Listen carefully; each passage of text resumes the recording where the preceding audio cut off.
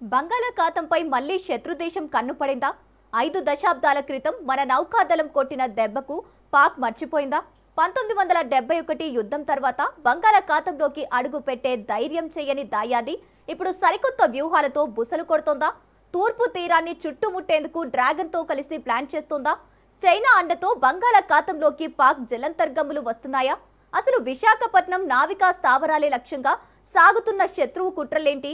దాయాది hunger పై ఇవాటి special drive.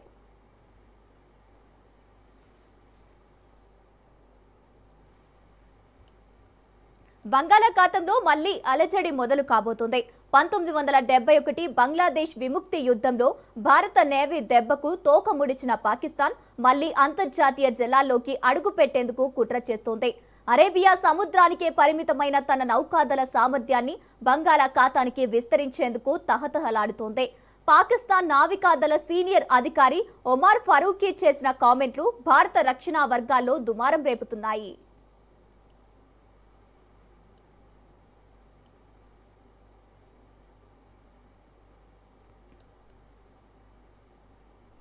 Pakistan తమ నౌకాదళంలోకి కొత్తగా హంగూర్ శ్రేణి జలంతర్గములను చేర్చుకునే ప్రణాళికలను వేగవంతం చేసింది.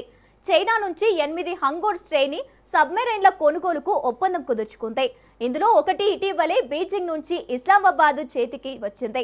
దానికి ఎస్కాట్ గా ఉన్న ఫ్లోటిల్లా నౌకా కమాండర్ ఒమార్ ఫరూకీ మార్గ మధ్యలో శ్రీలంకలో ఆగారు. అక్కడ మీడియాతో చేసిన కామెంట్లు దుమారం సృష్టిస్తున్నాయి. హంగూర్ శ్రేణి జలంతర్గములతో తమ నౌకాదళ సామర్థ్యం అరేబియా సముద్రాన్ని దాటి విస్తరించనుందన్నారు. బంగాళాఖాతంలోనూ సైనిక శక్తిని మోహరించే అవకాశం ఉందన్నారు ఒమార్ ఫరూకీ.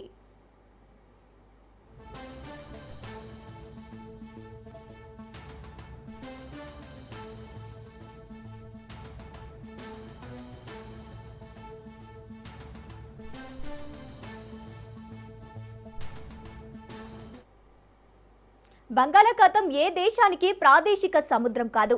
భారత్తో పాటు Bangladesh, Myanmar, Thailand, Malaysia, Indonesia, Sri Lanka తీర దేశాలుగా ఉన్నారు. తీర ప్రాంతాల నుంచి సముద్రంలో లోపలికి 12 నాటికల్ మైళ్ల వరకు ప్రాదేశిక జలాలుగా గుర్తిస్తారు. 200 నాటికల్ మైళ్ల వరకు ఎక్స్క్లూజివ్ ఎకనామిక్ జోన్ ఉంటుంది. ఆ సరిహద్దులు దాటితే అంతర్జాతీయ జలాశయాలే. అక్కడ ఏ దేశ సైనిక నౌకలైనా స్వేచ్ఛగా సంచరించవచ్చు. భారత్కు ఇది వ్యూహాత్మకంగా కీలకమైన ప్రాంతం. తూర్పు నావల్ కమాండు ఇక్కడే ఉంటుంది. మన దేశ అణు జలంతర్గములు విశాఖ కేంద్రంగానే రూపొందుతాయి. అంతేకాదు, మన జలంతర్గములను నిలిపి ఉంచే ఐఎన్ఎస్ వర్ష కూడా ఇక్కడే ఉంది. గతంలో విశాఖ పాక్ గూఢాచారులను అరెస్టు చేసిన ఘటనలు ఉన్నాయి.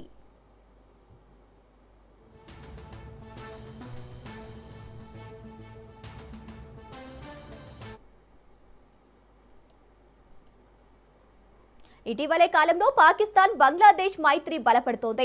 ఇలాంటి సమయంలో బంగాళాఖాతంపై పాక్ ఆశలు బయటపడటం ప్రాధాన్యం సంతరించుకుంది. 1971 యుద్ధం తర్వాత ఇరు దేశాల మధ్య సంబంధాలు తెగిపోయాయి. 2024లో షేక్ హసీనా ప్రభుత్వం పడిపోయిన తర్వాతే ఢాకాకు దగ్గరయ్యే ప్రయత్నం చేస్తోంది పాకిస్తాన్. వాస్తవానికి భారత నౌకాదళ బలం ముందు పాక్ నేవీ ఎందుకు పనికిరాదు.